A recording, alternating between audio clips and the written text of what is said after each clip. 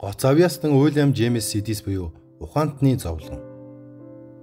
Манай гаригийн түүхэнд хамгийн ухаантай хүн Альберт Эйнштейн эсвэл Исаак Ньютон хэмээн та бодож байгаа бах. Гэвч тэднээс ухаантай нэгэн нэр амьдарч байжээ.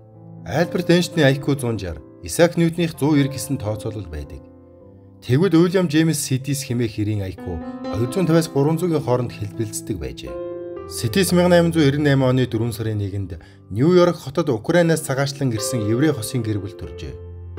Эцэг Борис Сидис нь Америкийн алдар сэтгэл судлаач эрдэмтэн, Харвардын их сургуулийн сэтгэл судлалын техникийн багш, харин их Сара нь Бостон хотын анагаах ухааны их сургуулийг төгссөн хоёул өндөр мэдлэг боловсролтой хүмүүс байв.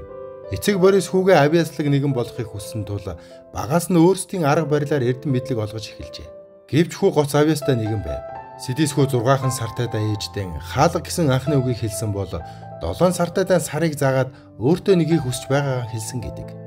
Ийхүү ой 6 сартайдаа Нью-Йорк Таймс сониныг чөлөөтэй уншиж чаддаг болсон төдийгүй 5 наснаасаа хэвлийн амтанд орж бичгийн машинаар бичиж орны хэл сурч эхэлжээ. 6 настайдаа дунд сургуульд орж 1 жилийн дараа төгсөх ангийн хөтөлбөрийг бүрэн эзэмссэн байлаа. Энэ тухай Нью-Йорк Таймс сони эхний нүүрэнд бичиж байв. Тэрээр 8 настайдаа Латин, Грек, Франц, Орос, Герман, Еврей, Турк, Ариман зэрэг 8 орны хэлийг бие даан эзэмшиж өөрөө хэл зохион бүтээж Вендергүүд хэмээн нэрлсэн байна. Сидисийн аав нь түүнийг 9 настайд нь Харвардын их сургуульд оруулах хүсэл тавьсан ч хэтэрхий балчир байсан тул Харвард түүнийг хүлээж аваагүй байна. Гэвч 2 жилийн дараагаар буюу 1909 онд Харвардын их сургуульд ийдсэн орсон хамгийн залуу хүн болов. Тун удалгүй түүний агуу чадварууд харагдсан бөгөөд 1910 онд тэрээр Харвардын математикийн клубт 4 хэмжээст битийн тухай лекц уншихаар сонгогдчихэ. Ингээд 1910 онд 16 настайдаа Харвардын их сургуулийн бакалаврын зэргийг хамгаалсан байна. Харвардад өнгөрүүлсэн сүүлийн саруудад Сидисийн хувьд сайнгүй хугацаа байв. Учир нь атаархлаас үүдэлтэй хэсэг оюутнууд Сидист бие махбодын хүчирхийлэл үйлдсэн эцэгхэн түүнийг өөр газар шилжүүлэх шийдвэрт хүргэжээ. Янз бүрийн хувилбаруудыг судалсны дараа тэд хүүгээ Техасын Хьюстон дэх одоогийн Райсын их сургуульд математикийн багшаар туслахаар оруулахар шийдэв. Энэ үед залуу хүү 17 настай байжээ. Жил хүрэхгүй хугацааны дараа өөрөөс нь ахмад насны оюутнууд заах арга барилтын санал нийлэхгүй зүв бүс харьцнаас болж сэтгэл дундуур байсан тэрээр ажлаа орхиж Англид буцсан ирэв. Алдар нэр үнэхээр адармаатай. Ялангуяа хэрв та маш залуу бол бүрч төвөгтэй. Тэрээр нэгэн удаа сэтгүүлчдэд өгсөн ярилцлагадаа би төгс амьдралаар амьдрахыг хүсэж байна. Төгс амьдралаар амьдрах цорын ганц арга бол өөрийгөө тусгаарлах юм хэмээжээ. Үсээгүй ирсэн алдар нэрээс нь гадна түүний шийдвэрт нөлөөсөн бас нэг зүйл нь хүүхэд байгаас нь түүнд ирсэн дарамт байжээ. Яг тэр үед Америкчууд хүүхдээ гоц авьяастан болохыг хамгийн их хүсдэг байсан юм. Аав нь ч мөн адил хүүгээ өсгөхдөө сэтгэл зүйн ховсын олон арга техникийг ашиглаж мэдлэг олгодог байжээ. Хүүхэд насандаа Сидис сурах маш их дуртай байсан ч хожим нас бид хүрч аавыгаа олон зүйл буруутгадаг болсон төдийгүй 1923 онд нас барахад нь оршуулах ёслол оролцохоос нь татгалцсан юм. Джеймс өөрийгөө социалист үзэлтэн гэж үздэг байсан бөгөөд дэлхийн 1-р дайны үед эрчимтэй эсэргүүцэж байв. Залуу 1919 оны 5 сарын 1-ний олон улсын хөдөлмөрийн өдрийн жагсаалд оролцсон хэрэгээр баригдаж Өмнө Самоны тухай хуулийн дагуу 18 сарын 20 хилаар шийтгүүлжээ. Түүнийг баривчсан тухай сонин хэвлэлүүд онцлон нийтэлж байв. Хожим нь хувь хүний эрхтээр суурилсан өөрийн либертари философийг боловсруулсан.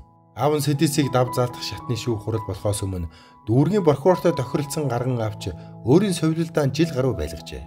Энэ хугацаанд эцэг эхэн түүнийг өөрчлөхийг хичээж галзуун эмнэлэгт хэвтүүлэн хэмээн сүрдүүлж байв. 1921 онд зүүн эрэгт буцаж ирснийхэн дараа Сидист бие даасан хувийн амьдралаар амьдрахаар шийджээ. Тэрээр Нью-Йорк хотод ажиллаж байсан бөгөөд эцэгхээсээ хөндөрөв. Сидис амьдралынхаа турш ганцаардаж тусгаарлагдсан амьдрсан юм. Бага наснаасаа л хэвлийнхний харанд байв. Түүнийг байнга мөрдөж янз бүрээр бичиж байсан тул амьдралынхаа сүүлийн хэдэн жилд ажлын байраа байнга сольж хэвлэл мэдээллийнхнээс зугтаж байжээ.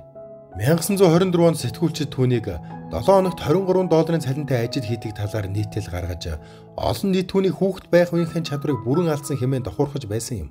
Гэвч түүний жинхэнэ амьдралыг хэн ч төсөөлөхгүй. Өөрийгөө олонний анхаарлаас халдуулахыг хүссэн тэрээр зохиомол нэр ашиглан олон 10 үн цэнтэй ном бичсэн бөгөөд өөрийн жинхэнэ нэрээр бичсэн бүтээл цөөхөн байдаг ажээ. Ингэж л дэлхийг өөрчилж чадах байсан суу тэр 1944 он 46 тайдаа харамсалтайгаар нарс барсан бөгөөд тархины цус алдалтаас болж хорвоог орхижээ. Сонирхолтой нь түүний аав ч мөн яг ийм шалтгаанаар нас барсан байна. Уильям Джеймс Сидис бол манай гарагийн хамгийн авьяаслаг хүн байсан юм. Түн шиг ой гарантайдаа уншиж бичиж 4 настайдаа Гомерыг их хэл дээр нь уншиж 6 настайдаа Аристотелийн гүн ухааныг судалж, 7 настайдаа Харвардын анагаах ухааны сургуулийн шалгалтыг өгч, 8 нас хүрээгүй байхдаа 4 ном бичиж, 8 хэл мэддэг байсан. 16 настайдаа Харвардын их сургуулийг онцлогтой төгссөн хүн одоогоор гараагүй байгаа юм. Хэрэв бичлэг таалагдсан бол лайк дарж шеэр хийнэ үү.